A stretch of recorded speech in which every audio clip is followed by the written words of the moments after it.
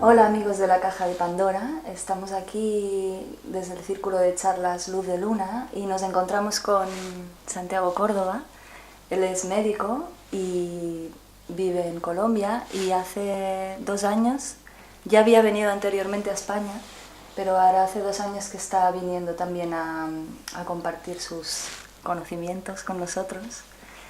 Y bueno, pues a mí me gustaría, para empezar, pues que nos compartieras un poquito cómo ha sido tu proceso desde tu vocación de médico y cómo empezaste un poco a salir, digamos, de la medicina alopática y a poder empezar a abrirte a otras cosas y a otras posibilidades. Ya, bueno, yo primero me formé como médico. En mi tierra nos dan el título de médico cirujano. Yo soy médico hace más o menos unos 30 años ya casi.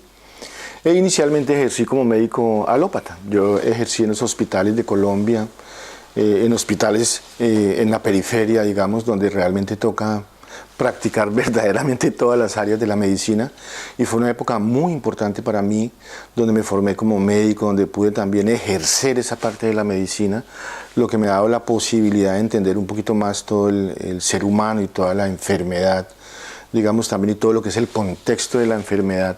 Y ejercer también, digamos, en varias disciplinas, porque nos tocaba ejercer, digamos, varias especialidades, por decir algo, y también ser médico de urgencias, a veces estar en pediatría, a veces en medicina interna, a veces en cirugía, lo que realmente para mí fue muy importante y es una base sólida y muy valiosa para mí, que después se recolocó. No es que uno deje una cosa y después deje otra, sino que todo se recoloca y todo se acomoda.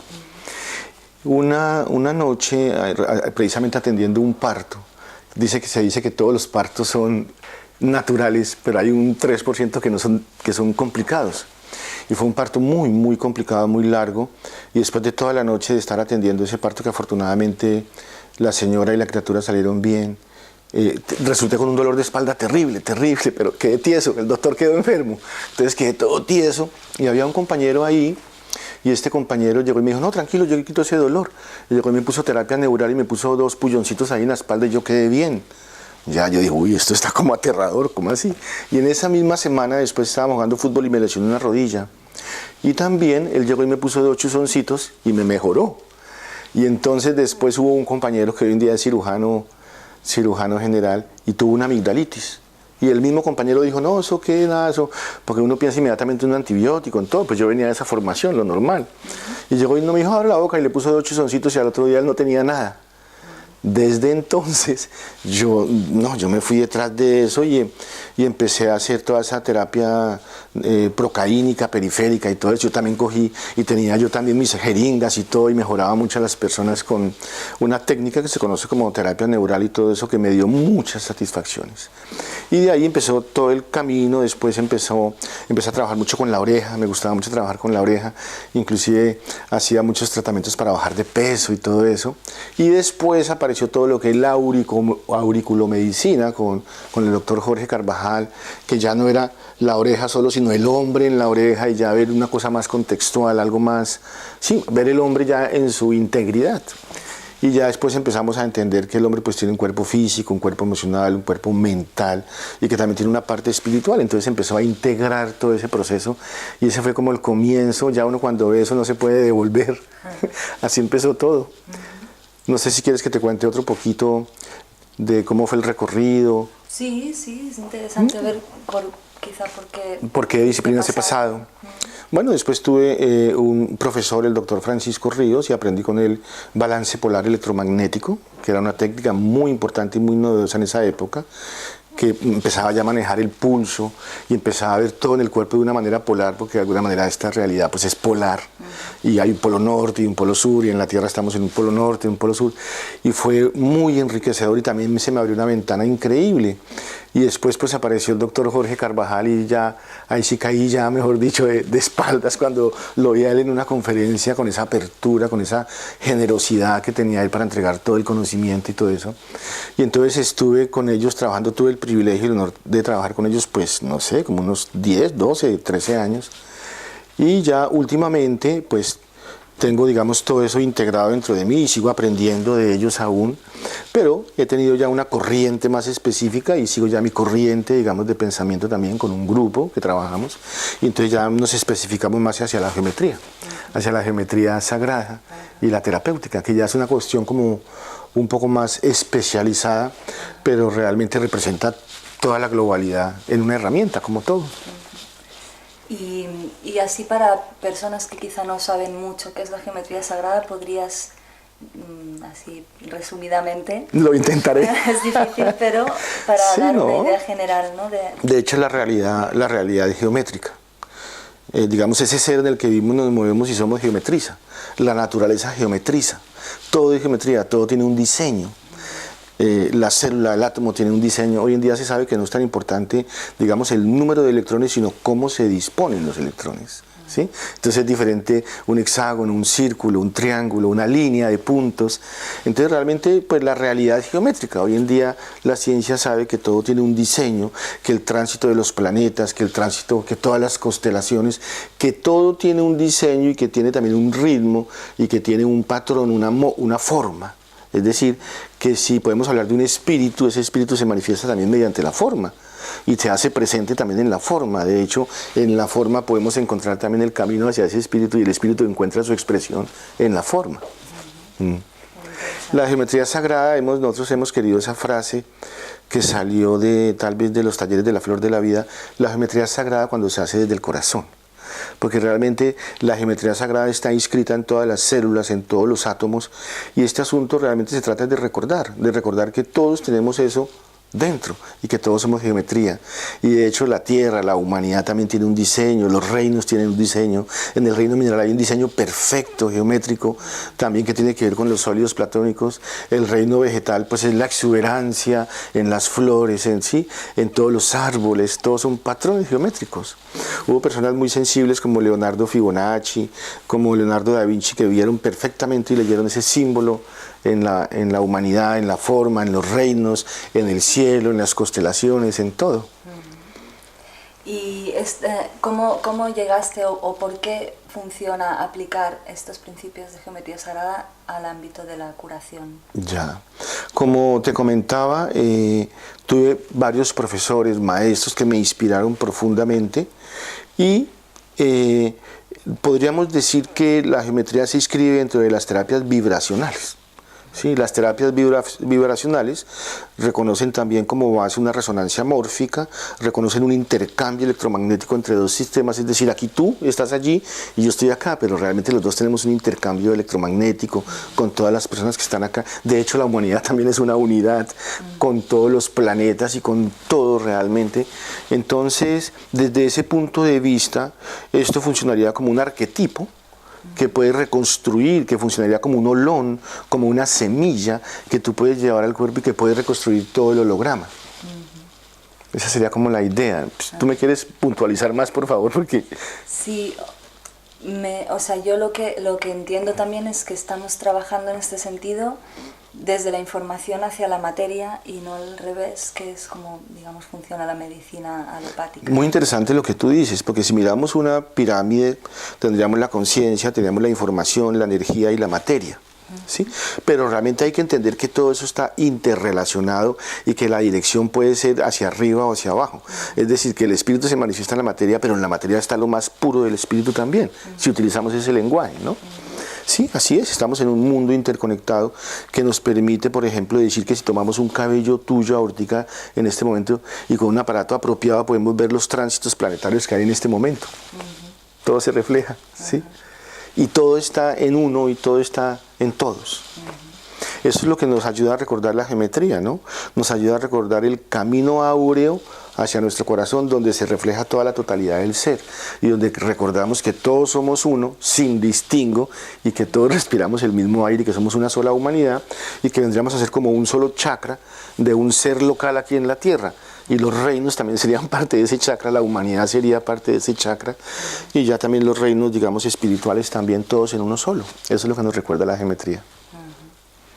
Y también ahora en este momento de cambio, este cambio en la medicina, que cada vez está sucediendo más, digamos, pues sería como, bueno, el camino hacia también abrir la conciencia de mucha gente, ¿no? A ver que somos algo más que solo la músculos y materia, tendones, sí. Sí. Sí.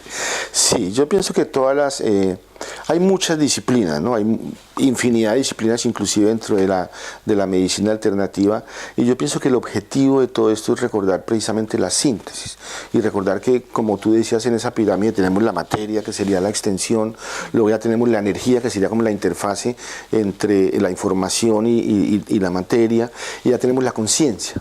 Ya tenemos la conciencia, que realmente sería como el punto culminante donde todos recuperamos la cualidad y la conciencia. Y esa conciencia sería como la cualidad que hay detrás de todo lo que vemos, de la apariencia o de Maya, ¿no?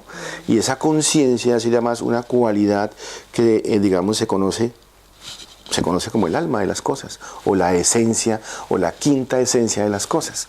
A nivel físico sería como el mundo cuántico, ¿no? O ese mar de Dirac, que es un mar de donde emerge la realidad. Hay una realidad vector escalar que emerge, digamos, al mundo físico, y eso es lo que vemos. Muy bien. Y aquí tenemos parte de las herramientas que tú que nosotros usas, manejamos, ¿no? sí. Y bueno, pues me gustaría también que nos cuentes un poquito Bueno, te agradezco. lo que tenemos aquí. Te agradezco ese aterrizaje. Pues sí, miren, aquí podemos ya ver como los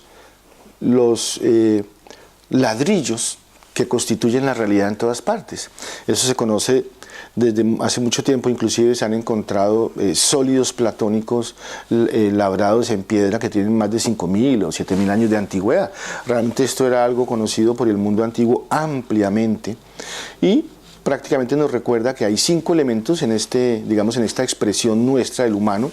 Por eso tenemos los 5 deditos, los 5 sentidos, las 5 bases de ácidos nucleicos. Y aquí tenemos, por ejemplo, el tetraedro, que es rojo y representa el fuego. Inclusive desde nuestra óptica, en nuestra religión y en nuestra educación se dice que nuestro Dios es un fuego consumidor. Y aquí tenemos la manifestación del Padre, del Hijo, del Espíritu Santo y el Uno, ¿no? En el tetraedro, que es el fuego. Este es el fuego. El verde representa el hexaedro, representa la tierra, ¿sí? Que es el cubo, y tenemos el octaedro, que representa el aire, que en esta escuela se utiliza de color amarillo. Tenemos el icosaedro, que es azul, que representa el agua, y el dodecaedro representa el éter, o la energía taquión, o la energía pránica, que es de color violeta. Entonces tendríamos estos 5 elementos, y aquí digamos que vamos a utilizar esta red de unidad de conciencia, que es el embonamiento perfecto entre el icosaedro y el dodecaedro. Lo vamos a utilizar aquí como la esfera, porque realmente se dice en varias escrituras sagradas que al principio era el 6, entonces tenemos los 5 elementos y la esfera, que representa el vacío. Entonces, estos realmente serían como los ladrillos de la realidad, no solo aquí en este universo local, sino en todas partes. Aquí, por ejemplo, en esta disposición que tenemos la disposición que nos recuerda la escuela del ojo derecho de Horus, donde se dice que hay un hemisferio izquierdo, hay un hemisferio derecho, y aquí estaría como el cuerpo calloso. Entonces sería el papá, la mamá y el hijo. Y también se dice que ellos son complementarios entre sí. Por ejemplo, el tetraedro, el fuego, es complementario del hexaedro, del cubo. El cubo es complementario del octaedro, el octaedro es complementario de este, lo que produce un movimiento en espiral, que se ve muy claramente en el cerebro respecto al cerebelo, que sería como un rectángulo áureo. Es muy bonito porque simplemente con recordar este arquetipo, o esto que nos recuerda esa escuela, tú puedes corregir muchas cosas en el seno del cuerpo. Puedes corregir las polaridades, ¿no? Todo en el cuerpo es polar, y tú con esto puedes corregir la polaridad del padre, de la madre y del hijo. Y analógicamente este hijo sería el cuerpo calloso, que es el que une los 2 hemisferios. Entonces, por ejemplo, este poliedro, que es el octaedro, serviría para trabajar todo lo que tiene que ver con la línea media en el cuerpo. ¿Qué tiene que ver con la línea media del cuerpo? Si aterrizamos de arriba para abajo, tenemos un sutratma, que es lo que une esa parte espiritual, digamos, con el cuerpo. Ya en el seno del cuerpo tenemos las comisuras, que son lo que unen la izquierda con la derecha, que la más importante es el cuerpo calloso, porque es como una mariposa que une la izquierda con la derecha, ¿sí? Analógicamente la Tierra también, la humanidad es un cerebro, y todos somos neuronitas que se están prendiendo precisamente para unir ese cuerpo calloso. Y también nos serviría para trabajar, por ejemplo, miren ustedes, que tiene que ver con las pirámides, con la solidez, para trabajar la línea media del cuerpo, quien utiliza, por ejemplo, la medicina tradicional china, puede trabajar el meridiano del vasoconcepción, del vasogobernador. También sirve para trabajar, por ejemplo, la glotis, el cardias, el píloro. Es decir, este es el maestro de la lateralidad del seno del cuerpo, porque es el que unifica la izquierda y la derecha. ¿Sí? O sea, que tú cuando dices trabajar con él, te refieres a, por ejemplo, ponerlo desfilarlo, en el meridiano, colocarlo en lugares del cuerpo determinados, ¿no? Las medicinas vibracionales, ¿sí? Las medicinas vibracionales trabajan básicamente en un cuerpo que hay alrededor, que es la emanación bioplásmica, que se conoce desde los ancestros como el etérico, que es un cerebro muy inclusivo.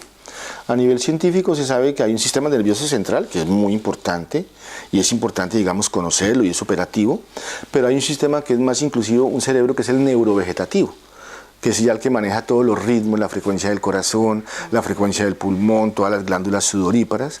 Hay un cerebro más inclusivo que es el entérico. Hoy en día está descubriendo la ciencia un cerebro digestivo que es muy importante, que tiene que ver con neurotransmisores como la serotonina, como el GABA, como el ácido glutámico, como la glutamina.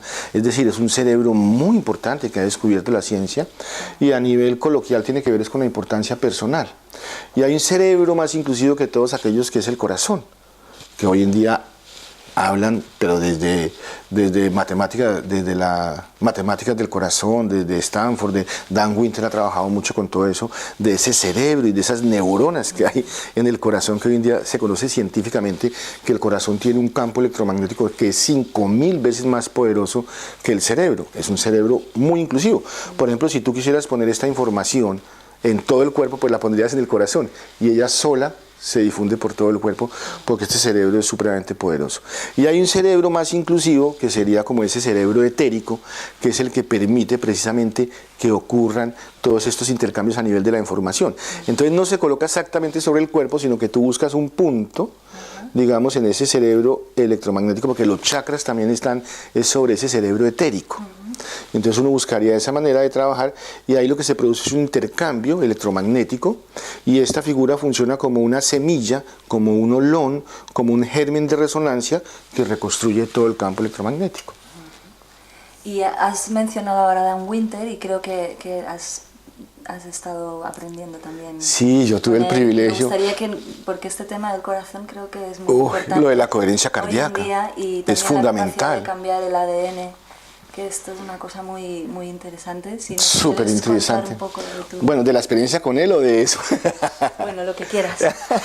Bueno, pues yo he tenido, como te digo, el privilegio de compartir con varios maestros, profesores, pues que me han dado unos legados, y compartir con Dan Winter. Yo tuve el privilegio de acceder a él por medio de Arturo Ponce de León y Ninón Fregoso, que son los que manejan la psicogeometría, y tuvimos el acceso a él y pudimos trabajar conjuntamente con él, y tuve el privilegio de tener todas estas cositas y poderlas medir con el aparato conectado y con él ahí. Entonces pudimos probar varias cositas en un instante, y es muy bonito porque el aparato que él tiene permite medir cómo es la interacción de ese cuerpo que estamos hablando, y eso se puede graficar. Entonces fue muy interesante ver cómo él con su Gear Toner, por ejemplo, puede hacer graficar los efectos que se producen, porque estas son cosas como etéreas que nos ha tocado trabajar mucho tiempo, prácticamente desde la fe. Pero aunque realmente uno tiene una contraparte muy crucial, y es que uno ve los resultados en las personas. De hecho, pues llevamos más de 20 años tratando pacientes con patologías muy severas, y también algunas no, y uno ve los resultados, que es lo que lo impulsa a uno a trabajar en eso. Pero mi encuentro con Dan Winter fue fundamental, porque pude ver graficado en una pantalla todo lo que nosotros estábamos haciendo y cuantificar los resultados. Hay que decir que no aparece inmediatamente graficado en la pantalla, sino que hay un periodo de latencia, es decir, primero uno encuentra en el pulso lo que ocurre, ¿sí? Y después de un cierto de tiempo aparece digamos, en la coherencia del corazón y del cerebro aparece el efecto, ¿sí? Y también pudimos ver cuáles son las cositas que tienen mayor o menor latencia, pero te podría decir que una persona que comprenda, digamos, que hay unas emanaciones que vienen del sol, como lo sabían nuestros ancestros, y de la tierra, y que ahí se crea una corriente, es en esa corriente que trabajamos. Y una persona bien intencionada, digamos, trabajando desde su corazón, puede producir un efecto también que produce una coherencia entre el cerebro y el corazón. Básicamente el encuentro, bueno, Dan Winter tiene una obra que yo creo que no hemos visto ni un pedacito de esto, porque cuando él estuvo en Colombia pudimos hacer con él 2 cursos, un retiro, inclusive convivir con él un poco, y yo te digo que no hemos visto ni un pedacito de todo, no hemos aplicado todo ese conocimiento que él tiene, los datos que da, las medidas que da, porque todo eso es operativo. Todos esos datos que él da, tú puedes hacer una piecita y llevar y trabajar. Lo que pasa es que hay tanta exuberancia en este momento que uno también tiene que decidir como por un punto. Pero nunca podría agradecer ese encuentro tan importante con Dan Winter y todo lo que significó de inspiración para mí, y que todavía sigue siendo una cantera para ir a sacar cositas y crear otras cosas. Yo tengo todos los apuntes, todo, como lo traducían podía copiar todo, y tengo todo, y realmente Dan Winter es una de las personas, yo creo, que más ha colaborado a la humanidad para entender y comprender algunas cosas de todo esto que trato de explicarte. Y también me gustaría que, hablando de esta coherencia entre la mente y el corazón, que nos compartas un poco acerca de las creencias. Que en este tiempo pues hay muchas maneras de trabajarlas, y creo que es un tema... Sí, definitivamente ya no, digamos, no es una hipótesis, sino podemos decir que las creencias son, digamos, las que, como lo dijimos de una manera, son las que inciden finalmente sobre el DNA, y lo que tú crees es lo que tú creas, eso lo podemos asegurar. Por eso es muy importante, digamos, recuperar la confianza, porque se cree, por ejemplo, en mi familia, que mi papá tuvo cáncer, que mi tío tuvo cáncer, entonces se cree que entonces a mí me va a dar cáncer, y realmente eso no es así. Eso tiene que ver precisamente con las creencias, y por eso es tan importante en este momento que todos nos demos cuenta que estamos entrando en un nuevo paradigma, que lo que antes pasaba en 80 años está pasando en 10 años, que toda la información que hay nos permite, y todo está ya desde la biología, desde la gravitobiología, desde la inmunología, digamos, desde la bioquímica también se sabe que todos podemos realmente modificar nuestro DNA. ¿Sí? Es así, eso se puede hacer. Entonces, por eso es muy importante recordar, mira, recordio viene de corazón, volver al centro, recuperar el centro y recuperar toda nuestra totipotencialidad. Es la época de autoempoderarnos, inclusive también del DNA, claro, ¿por qué no? Y también en este momento, que eso es una pregunta un poco más genérica, ¿cómo ves tú también este momento en el que estamos? Algo has mencionado de cambio a nivel colectivo, ¿no? Como humanidad, con la Tierra también. ¿Cómo ves tú este momento? Que por un momento, por un lado es como hay mucha crisis y por el otro lado pareciera que también hay mucha luz. Entonces, bueno, sí, yo creo definitivamente, como dice un maestro mío, que inicialmente hay una tensión, siempre hay una tensión, y si tú miras la historia de la humanidad ha sido así, y luego viene la crisis. Esa crisis sería lo que relaciona un aspecto superior con un inferior, y el inferior en este caso, no porque sea inferior, es la solución. Siempre hay una tensión, luego viene una crisis, y después de la crisis, en la historia de la humanidad, siempre viene la solución. Entonces eso sería como lo primero, tener nosotros esa convicción, creer eso para crear eso, porque de hecho es así. Lo que pasa es que la visión nuestra, digamos, del tiempo es muy corta. Precisamente ahorita se está cumpliendo, digamos, según todos los ancestros, un ciclo de 25.920 años. Y es muy importante que este sí es un momento crucial para la humanidad, un momento de transición en que todos debemos recuperar el centro, y en el centro realmente no existe el miedo, porque ese es el factor fundamental. Desde el cerebro, que el cerebro es polar, precisamente tiene un hemisferio izquierdo, un hemisferio derecho. Entonces fíjate que hemos querido crear paz y estamos en guerra. Hemos querido crear amor y estamos en el miedo. Entonces desde el cerebro realmente uno lo que produce es el efecto contrario. Entonces por eso es tan importante regresar al corazón, donde no solo está toda la potencialidad nuestra, sino que también están todos los registros akáshicos de todo lo que ha ocurrido en nuestras vidas y en la Tierra. Y se dice también a un nivel, digamos, yo diría que cada vez más científico, que ahí mismo, en ese corazón, en ese vacío que hay en el corazón, también están, digamos, todo lo que tiene que ver con la creación. Y desde ahí podríamos recordar también, como dicen todos los ancestros, que sí estamos cumpliendo un ciclo crucial en la Tierra y que ha habido ciertos cambios y que las 3 últimas veces, digamos, de estos 25.920 años ha habido algunos movimientos en la Tierra. Ha habido movimientos y tendríamos que aceptar eso precisamente desde el corazón, sabiendo que es una transición positiva y benéfica para la humanidad, que nos va a llevar precisamente a lo que es una coherencia entre todos los humanos, en que todos compartimos, en que no disputamos, sino compartimos, en que todos recordamos que somos uno, ¿sí? En que todos respiramos el mismo aire, comemos las mismas comidas y tenemos un mismo objetivo seguramente. Es decir, que ya nos podríamos comportar como un solo chakra de un ser en que vivimos, o por lo menos como un solo átomo, como una sola célula, que es armónica con la sinfonía y no que está haciendo bulla y está desordenando todo. De hecho, esto no es un mensaje apocalíptico en lo más mínimo. Precisamente se trata de una transición que todos debemos crear, que sea una transición lenta, armónica, amorosa, y depende de cada uno de nosotros, depende de cada uno de nosotros. Es así que yo creo. No sé si te contesté la pregunta. Sí. ¿Y hay alguna cosa más que nos quieres compartir? Yo me preguntaba si, por ejemplo, ahora que estás dando estos cursos, ¿cuál es tu propósito así? O sea, evidentemente quieres compartir acerca de tu método, claro, pero más... Me encanta esa pregunta que me haces. ¿Qué propósito tienes en tu...?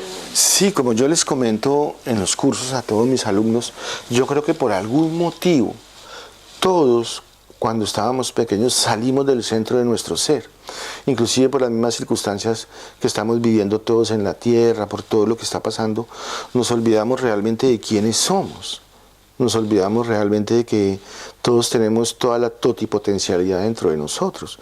Entonces yo pienso que un objetivo fundamental básicamente es como corregir ese vector, que todos estamos como hacia afuera, mira que volvemos a la geometría, y recordar que si todos regresamos al centro y rescatamos como ese niño también herido que hay en nosotros, como todo eso, podemos llegar a un orden y podemos ser realmente completos para relacionarnos con seres completos y para buscar ya todos objetivos comunes, como se sabe que todos somos realmente uno sin distingo. Entonces yo pienso que prácticamente es recordar quiénes somos, recordar que nosotros tenemos todas las capacidades de cambiar, como tú lo dices, el DNA, y que todos tenemos también el propósito de tener un mundo mejor todos juntos. Yo creo que ese sería el propósito. Y también en este propósito, los niños, ¿qué papel? Los niños son fundamentales, total. Porque realmente, primero que todo, ellos traen un equipaje mucho mejor que el de nosotros.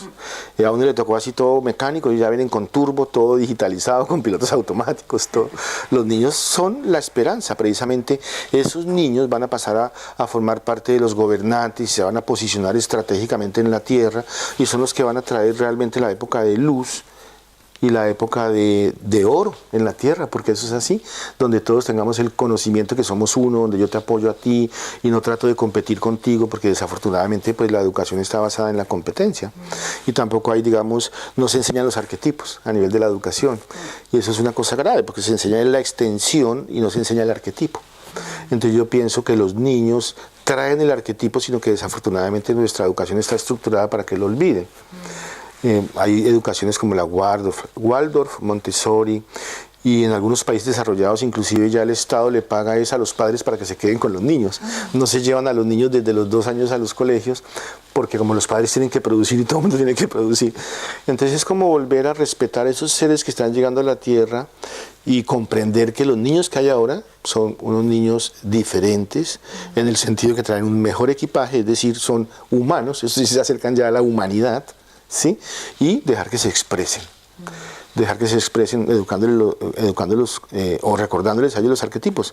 Aunque yo estoy seguro que si dejamos que los niños se expresen, ellos nos van a recordar todo.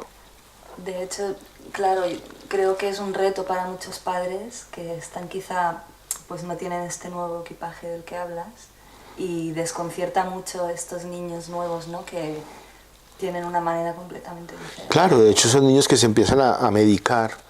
Bueno, eso ha cambiado ya mucho realmente, pero son niños que no se empiezan a entender y se empiezan a estigmatizar, entonces que tienen trastorno de no sé qué, que tienen trastorno de no sé qué, ya hay más de 20 enfermedades, todas diferentes, entonces se empieza a crear toda una estigmatización al lado de estos niños, y realmente cuando uno empieza a trabajar con ellos se da cuenta que lo que son niños es totipotenciales, son niños que si uno los deja emerger y los apoya, en vez de, digamos, de atacarlos, porque muchas veces los niños son atacados, digamos, con múltiples vacunaciones, con muchísimas cosas, que realmente se les aturuga, como decimos en Colombia, como que mucho. Realmente, pues en nuestra época antes nos colocaban solo 3 vacunas, ¿no? Ahora a los niños se les ponen muchas vacunas y traen un sistema inmunológico como muy puro que se ve violentado por todo eso. La educación también es como está, digamos, está estructurada igual que era para nosotros o para nuestros abuelos, siendo que ya todo debe ser digital, ¿sí? Si vamos a conocer la botánica, pues vamos donde están los árboles, ¿sí? O me imagino que ya va a haber cosas digitales en que podemos traer el país, la ciudad que sea. Debe ser algo más dinámico para los niños. Por eso es que los niños se cansan y por eso los niños no pueden seguir el patrón. Los niños, por ejemplo, lo primero que dibujan, si uno los dejara dibujar, ellos dibujan la geometría sagrada, pero de un altísimo conocimiento. Ellos dibujan espirales, dibujan puntos, dibujan cruces, dibujan triángulos. De hecho, dibujan al papá y a la mamá como una bolita, como un triángulo, como un cuadrado. Ponen los chakras y el papá dice que son los botones. O sea, sí. Los niños traen todo el conocimiento. Si los dejáramos expresarse un poquito, ellos traen la solución dentro de sí también, inclusive inmunológicamente también. O sea, las defensas y todo, ellos tienen todo. Claro, si no se les interfiere, pues funcionan perfectamente en este mundo nuevo, ¿no? Eso creo. Bueno, ¿y hay alguna cosita más así que te apetece compartir? ¿Qué sientes que quieres decir? No, pues simplemente agradecer este espacio y me gustaría, sí, decir que la geometría recuerda los arquetipos y recuerda la unidad de la humanidad como una sola nota, como una sola vibración. Y yo creo que eso resume todo. Muy bien. Pues muchas gracias. Muchas gracias a ti y muchas gracias a ustedes. Sí, gracias por tu trabajo que llevas tanto tiempo haciendo, que es muy importante. Y gracias, amigos. ¿Tienes una pregunta? Adelante. ¿Alguien tiene una pregunta? Yo quiero preguntarte sobre el vacío. Si me puedes ampliar un poco esa información. Sí, qué buena pregunta. Si aquí tenemos los cinco sólidos platónicos, la esfera, digamos a nivel geométrico, representa el vacío. Y el vacío es el orden totipotencial, es la energía del punto cero. Digamos que se dice en el conocimiento ancestral que el innombrable, el incognoscible, aquel de quien nada puede decirse, él habita en el vacío. Y él en su grandeza puede ser finito o infinito. Nosotros habitamos en un ser que es finito, es decir, el primero se autocircunscribe. Pero en esa autocircunscripción o en esa esfera está la información del vacío. De hecho, esa totipotencialidad del vacío, que es lo que es la energía del punto cero, realmente ese vacío también está inscrito en el cuerpo. Nosotros tenemos un tubo vacío, date cuenta, como un tubo fluorescente, que es el vacío que atraviesa todo el cuerpo y es donde, entre comillas, se insertan los chakras. Es decir, ese vacío, esa presencia pura del universo también está inscrita en nosotros. Es decir, que ese vacío presente en nosotros representa precisamente la totipotencialidad de cada uno de nosotros. Y ese vacío geométricamente se puede expresar como la esfera. Es decir, tenemos los 5 elementos y tenemos la esfera como el vacío. Es decir, que la esfera representa toda esa energía totipotencial y la Tierra también. Desde el vacío hubo personas que trabajaron como Tesla, sacando energía pues para todos, ¿sí? El vacío tiene la energía del punto cero, es decir, en el vacío está la presencia pura de todo ese ser y de toda esa potencia. De hecho, desde que se empezó a arañar un poquito sobre ese asunto, pues aparecieron las bombas atómicas y todo eso sobre la Tierra. Es una energía totipotencial que puede ser utilizada desde la coherencia. No sé si te contesté muy vagamente. No, está bien, muchas gracias. Gracias a ti por la pregunta. Bueno, ¿alguna pregunta más? ¿Alguna pregunta? ¿No? Vale. Bueno, pues muchísimas gracias a ti. Pues muchas gracias, Santiago, y gracias, amigos, por estar con nosotros. Muchas gracias.